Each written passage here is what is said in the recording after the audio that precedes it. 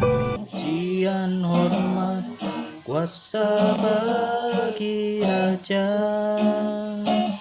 gunung tunduk, laut bergelora, mendengar namamu. Ku bersuka atas perbuatanmu, selamanya ku kasih Engkau Tuhan. Tiada janji seperti yang ada padamu.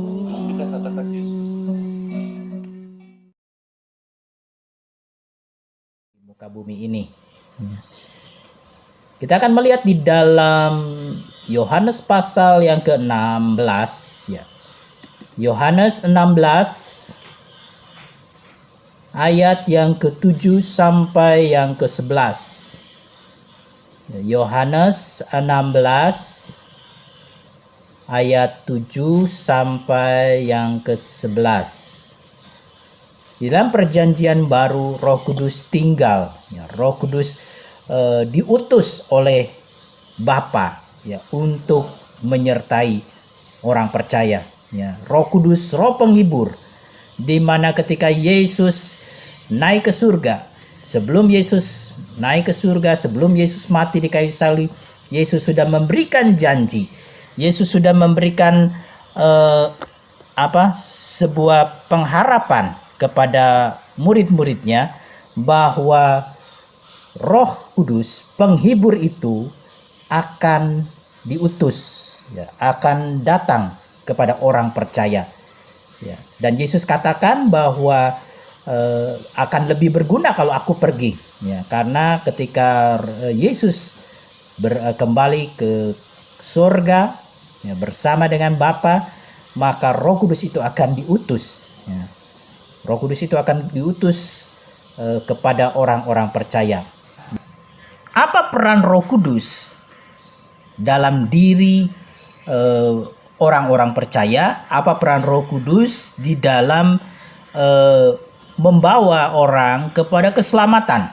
Ya.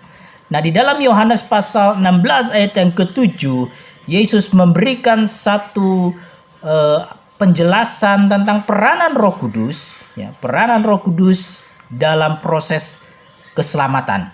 Ya. Dan dikatakan di sini bahwa ketika Roh Kudus datang, Ia akan menginsapkan dunia akan dosa, kebenaran, dan penghakiman. Ya. Inilah peran Roh Kudus. Ya, peranan Roh Kudus di dalam keselamatan, di mana kata menginsapkan memakai kata eleho, ya, yaitu membuktikan, atau dalam sebuah persidangan, dalam sebuah kata ini digunakan dalam sebuah persidangan penghakiman ya. Jadi kalau misalnya seseorang jaksa atau seseorang penuntut, dia akan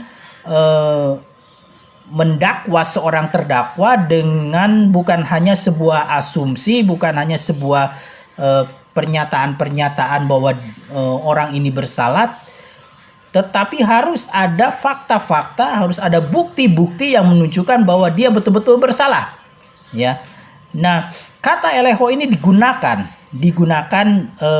dari kata bahwa Roh Kudus menginsapkan, ya. Roh Kudus membuktikan, Roh Kudus meyakinkan dunia ini bahwa dunia ini berdosa. Roh Kudus yang akan menemukan kesalahan-kesalahan di dalam dunia ini dengan bukti-bukti yang konkret, dengan bukti-bukti yang nyata, dan juga memberikan sebuah koreksi, ya, sebuah koreksi atau sebuah pembetulan bahwa dunia ini telah rusak, dunia ini telah melakukan kejahatan, dunia ini telah melakukan korupsi, dunia ini telah melakukan dosa yang begitu rupa. Nah, Roh Kudus itu berperan untuk mengingatkan umat manusia.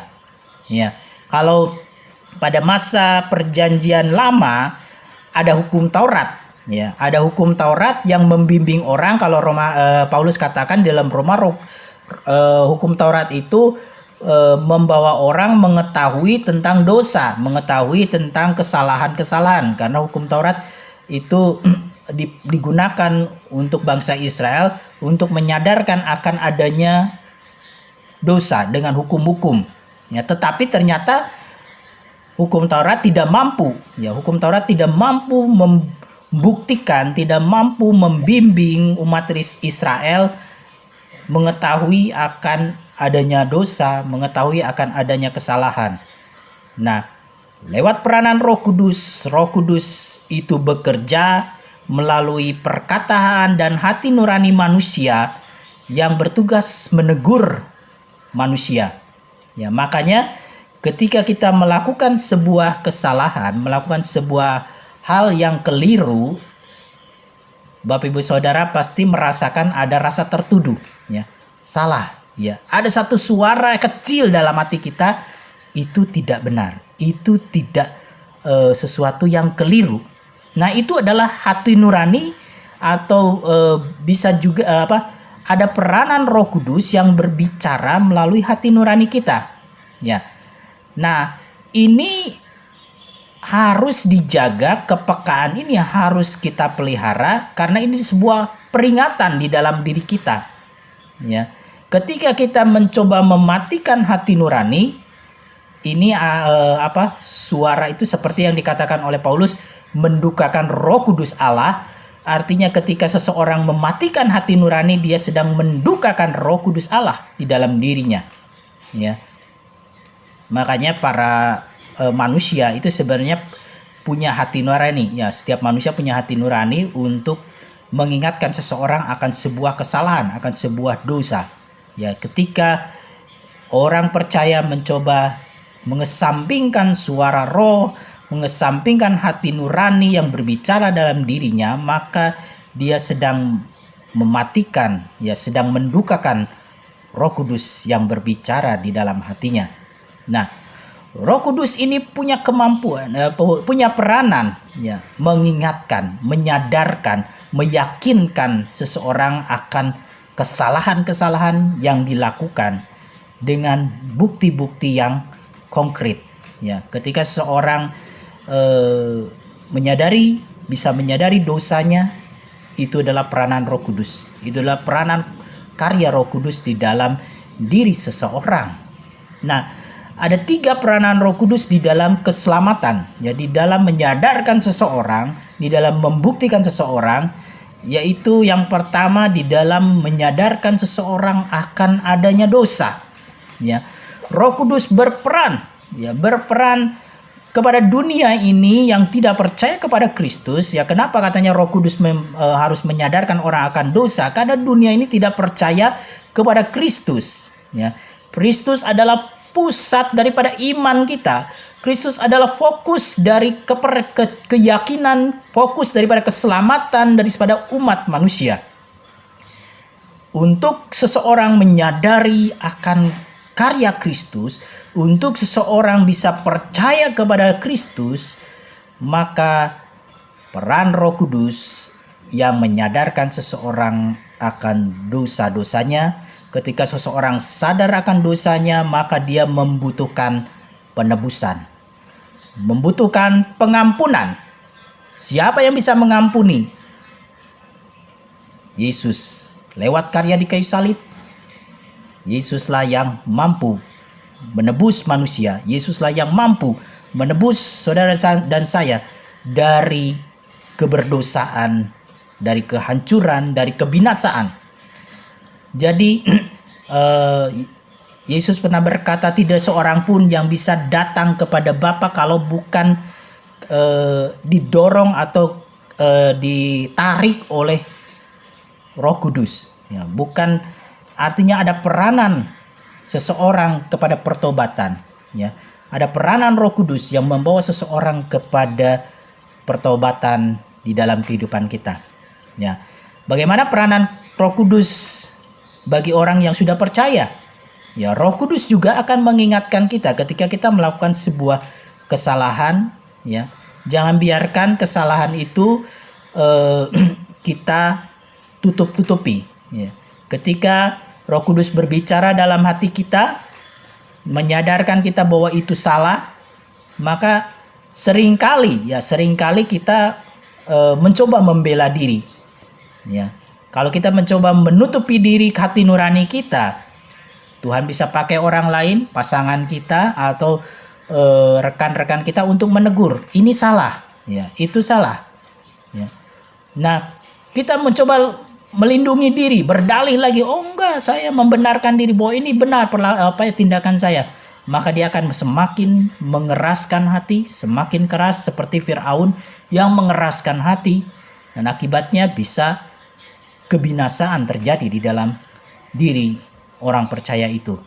Ya, akhirnya bisa murtad, ya, karena kekerasan hati, karena tidak adanya pertobatan. Ya, tidak adanya kesadaran diri akan kekeliruan yang kita lakukan. Ya. Roh Kudus diutus untuk menyadarkan seseorang akan dosa yang diperbuatnya. Ya, baik dosa yang mungkin tidak disengaja maupun dosa yang sengaja, Roh Kuduslah yang akan mengingatkan itu.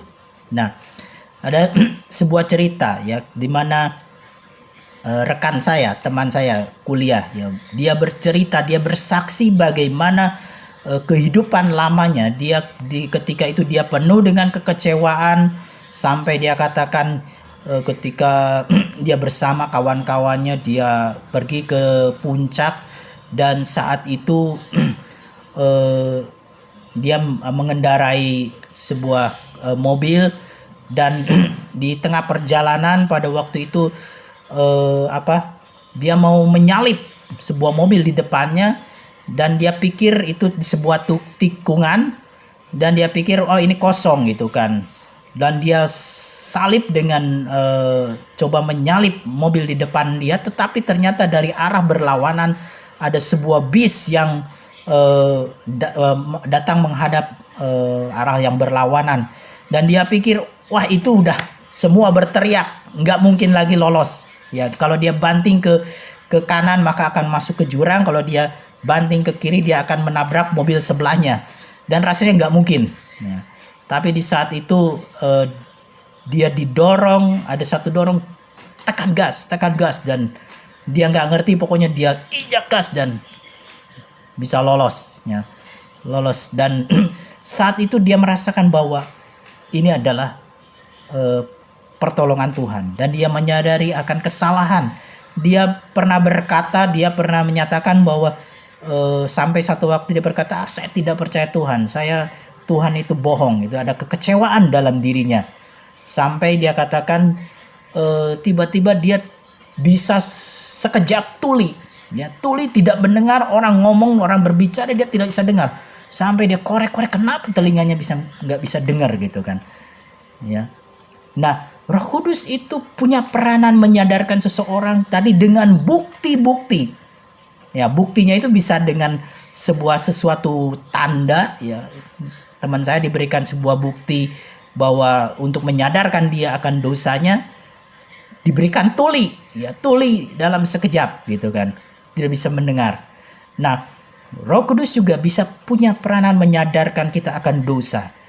Lewat teguran kita masih bebal, teguran demi teguran kita masih membela diri, dan Roh Kudus bisa tegur, ya, bisa lewat sakit penyakit, bisa lewat berbagai hal datang kepada kita supaya kita menyadari akan dosa yang mungkin orang lain tidak tahu, yang mungkin orang lain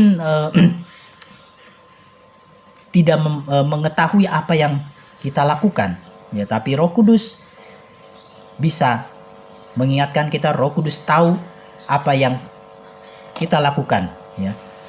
Nah,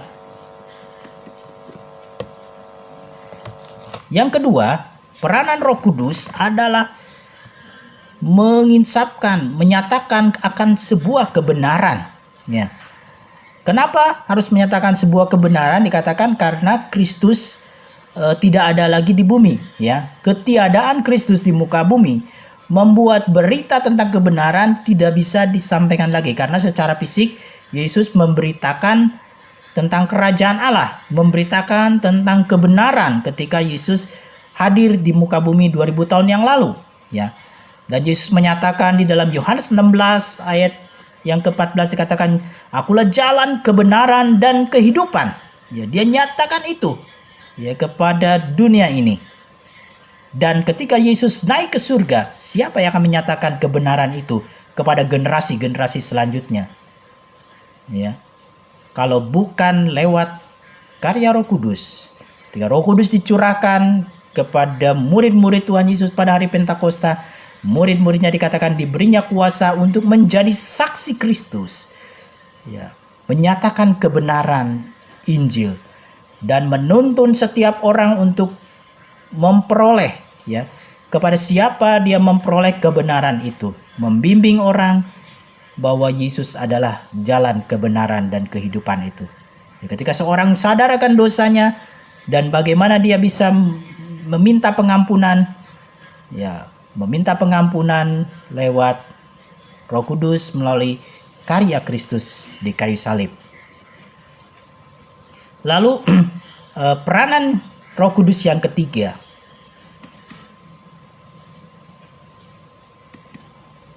menyadarkan dunia ini akan penghakiman. Kenapa dunia perlu sadar akan adanya penghakiman? Karena dikatakan di sini di dalam ayat yang sudah kita baca bahwa penguasa dunia, iblis, itu telah dihukum. Ya. Karya Kristus di kayu salib telah mengalahkan kuasa iblis, mengalahkan maut. Ya. Iblis berpikir bahwa ketika menyalibkan Yesus, mereka menang. Ya, 1 Korintus 1 mengatakan bahwa mereka berpikir bahwa yang disalibkan itu, ketika Yesus disalibkan, maka sepertinya kemenangan, ya, kemenangan daripada kuasa kegelapan. Ternyata ketika Yesus bangkit, disitulah iblis iblis mengalami kegalauan, iblis mengalami kegelisahan. Ternyata penyaliban Yesus adalah sebuah rencana Allah bagi karya penebusan, ya. Dan iblis dihukum, ya, melalui karya Kristus. Penghukuman terjadi atas iblis. Dan artinya ketika Roh Kudus memberitakan penghakiman, siapa yang menjadi pengikut-pengikut iblis, pengikut-pengikut kuasa kegelapan pun akan turut di dalam penghukuman tersebut. Nah, peranan Roh Kudus yaitu berperan menyadarkan manusia tentang penghakiman dan memperkenalkan Kristus yang mampu melepaskan manusia dari hukuman untuk memperbaharui dan memulihkan umat manusia. Ya. Jadi Roh Kudus hadir untuk menyatakan seseorang, ya, akan adanya penghakiman. Ketika Roh Kudus diberikan, Roh Kudus dicurahkan, ya, di dalam Kisah Rasul 1 ayat yang ke-8, kamu akan menerima kuasa kalau Roh Kudus turun ke atas kamu. Ketika Roh Kudus dicurahkan bukan untuk sebuah euforia atau sebuah pesta rohani, ya, yang mengatakan bahwa kalau dipenuhi Roh Kudus kita mengalami sebuah fenomena kepenuhan roh, berbahasa lidah, dan kita seperti menjadi manusia yang super rohani, yang mendapat sebuah gairah baru. Ya, itu adalah salah satu bagian ketika kita mengalami jamahan daripada Roh Kudus. Tetapi bukan itu yang menjadi tujuan ketika Roh Kudus menyatakan dalam sebuah fenomena yang terjadi dalam ketika hari Pentakosta. Tujuan utama ketika Roh Kudus dicurahkan, dikatakan kamu akan menerima kuasa. Kuasa dalam bahasa Yunani dunamis.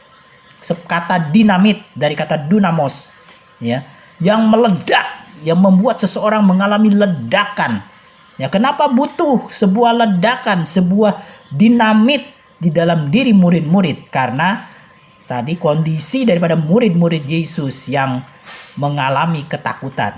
Ya, ketika Yesus sudah ditangkap, ada ketakutan yang begitu luar biasa. Maka murid-murid butuh dinamit di dalam rohnya untuk meledakkan sebuah keberanian, semangat, sebuah gairah baru. Sehingga ketika Roh Kudus dicurahkan, Petrus yang tadinya ketakutan karena dia sudah menyangkal Yesus, yang takut ditangkap, dia bisa berani keluar, memberitakan Injil di hadapan 3.000 jiwa, dan mentobatkan mereka, membaptis mereka. Itu adalah sebuah karya Roh Kudus di dalam diri orang percaya, ya, di mana tujuan Roh Kudus dicurahkan, tujuan Roh Kudus tinggal di dalam diri kita adalah supaya kita menjadi saksi, ya, memberitakan akan dosa, kebenaran, dan penghakiman. Dan kita diberi tugas untuk menjadi saksi itu. Ya, peranan seseorang bertobat atau tidak bertobat itu adalah karya Roh Kudus. Dan peranan kita hanya menjadi saksi. Dikatakan di Yerusalem, artinya di lingkungan kita terdekat, Yudea mulai ke tetangga-tetangga, kemudian Samaria lebih luas lagi, dan ke ujung bumi. Ya. Jadi Roh Kudus berperan di dalam kehidupan kita untuk membuat kita menjadi saksi Kristus. Ya. Kiranya Roh Kudus boleh berkarya di dalam kehidupan kita, membangun iman kita, membimbing kita kepada kebenaran, menyadarkan kita akan dosa dan penghakiman. Ya. Biarkan Roh Kudus berkarya dalam hidup kita sehingga kita bisa menjadi saksi-saksi di tengah-tengah dunia. Setiap keluarga-keluarga kami yang boleh beribadah pada pagi hari ini, keluarga Ko Anyan, keluarga Ko Secing, keluarga Freddy, keluarga Anton, keluarga Intan, Tuhan yang di Kupang, Tuhan memberkati. Tuhan berkati juga keluarga Ibu Eli yang tidak bisa bergabung, juga keluarga Jimmy, Tuhan yang boleh memberkati, keluarga Randy yang Tuhan menjamah juga supaya mereka juga bisa bergabung Tuhan dalam ibadah-ibadah online. Tuhan, kami menyerahkan semuanya dalam tangan kasih Tuhan. Mari Bapak Ibu Saudara kita angkat tangan kita, kiranya berkat dari Allah Bapa, cinta kasih daripada Tuhan Yesus Kristus, serta persekutuan dengan Roh-Nya yang kudus akan menyertai kita mulai hari ini sampai Tuhan Yesus datang kembali. Di dalam nama Tuhan Yesus Kristus kami berdoa. Amin. Ya. Selamat hari Minggu. Tuhan boleh memberkati kita semua.